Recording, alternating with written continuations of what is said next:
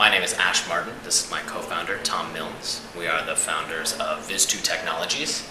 Viztu Technologies is trying to solve the 3D content problem for 3D printing and other emerging kind of 3D technologies that are out there.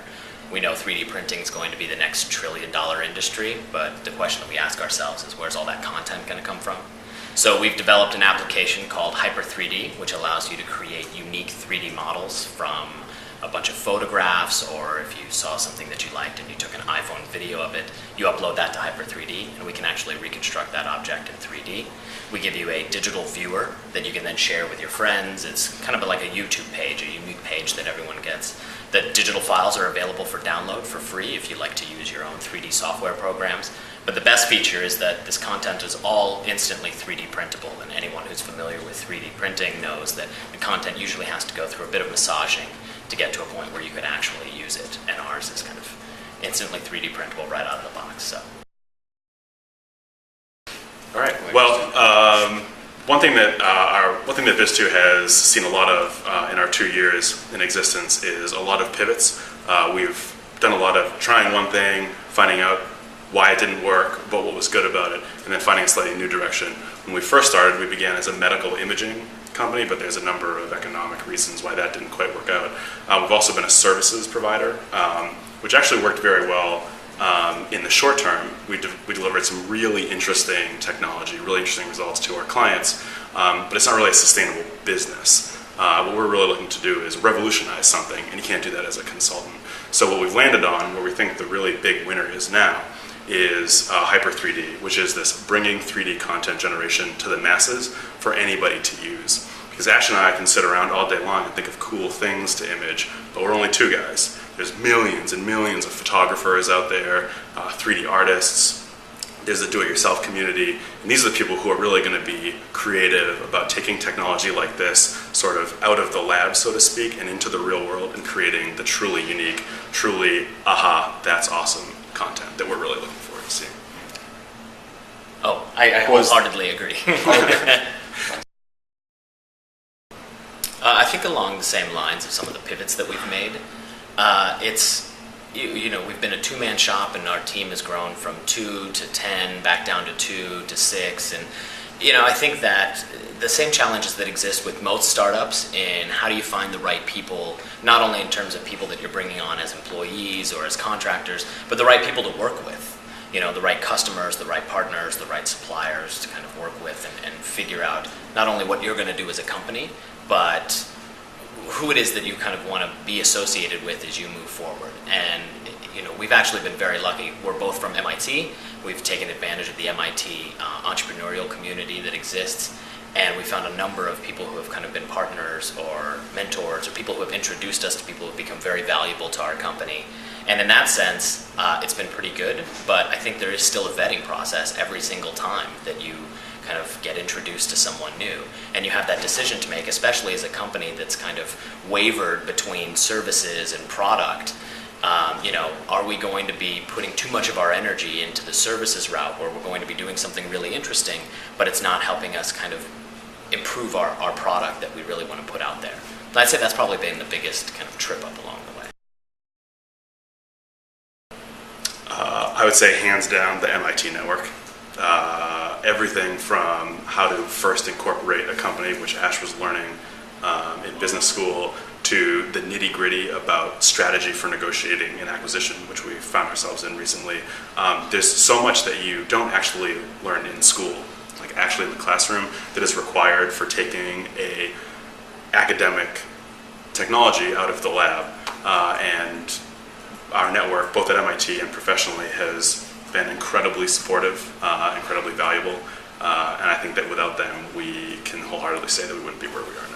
Yeah, and I think our users, actually, the users of our product, when we launched our alpha, we probably had 100, 150 people that we let in, and they let us know immediately, this doesn't work, this works great, this is better than anything I've seen, there's a competing product coming out here. So are you, and as any startup, when you try and build that community and that user engagement to help them, you try and leverage them to help you be better for them, and it's that cyclical effort. So I would say one of the biggest resources we've used is our users.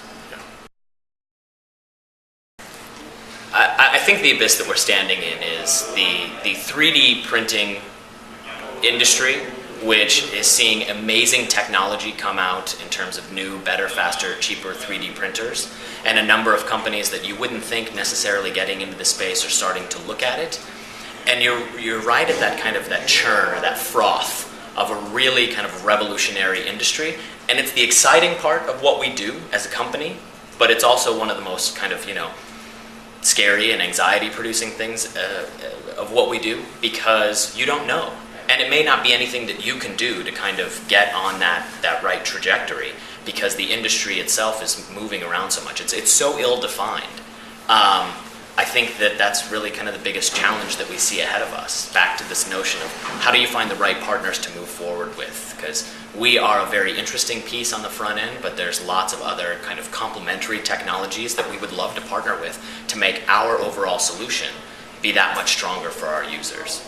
And so it's, how do you really evaluate all of those different relationships in a kind of very highly churning, growing industry?